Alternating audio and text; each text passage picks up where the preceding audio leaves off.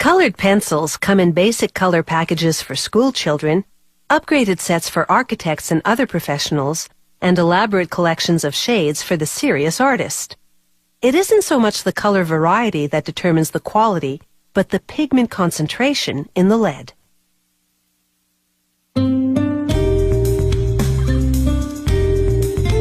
The core of a colored pencil doesn't actually contain any lead. It's composed of pigments, minerals, and binding agents. This company invented a unique type of colored pencil.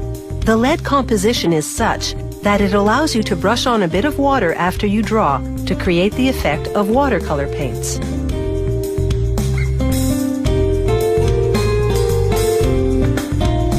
Colored pencils start with a combination of pigments.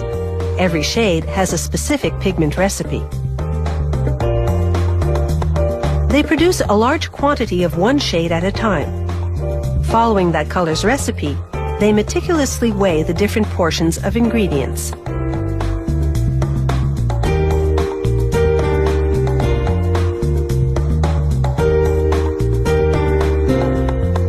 They boil a specific quantity of water and additives and add binding agents, a secret blend of gums, resins, or waxes.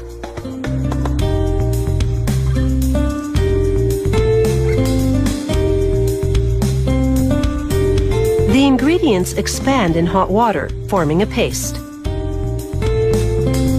Workers then mix the pigments into this paste.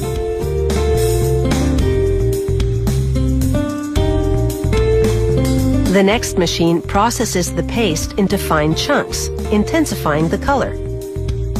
The chunks move by conveyor belt into a cylinder that compresses them, then feeds them into an extrusion machine. The extruder squeezes the paste in a continuous stream that is the diameter of the pencil lead. In a top-secret process, the next machine chops this long lead into pencil-length leads. But the leads can't write just yet. They're bathed in a vat filled with a mixture of chemical waxes. These waxes coat and impregnate the leads, in this case, red ones. Wax is a color delivery vehicle. As you write, it rubs off and adheres to the paper, taking pigment with it. With the leads now finished, the factory subjects random samples to quality control testing, including a break test and a durability test, in which each lead must yield 100 meters of writing. This company makes its pencil bodies from cedar wood.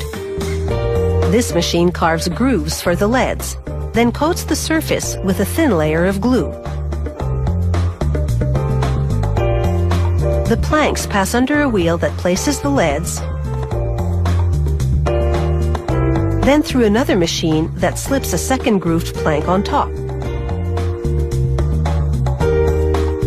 The next machine carves the hexagonal shape, then slices the pencils apart.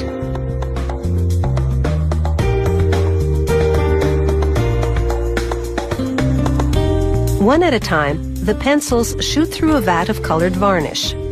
Their exterior is now the same color as the lead inside.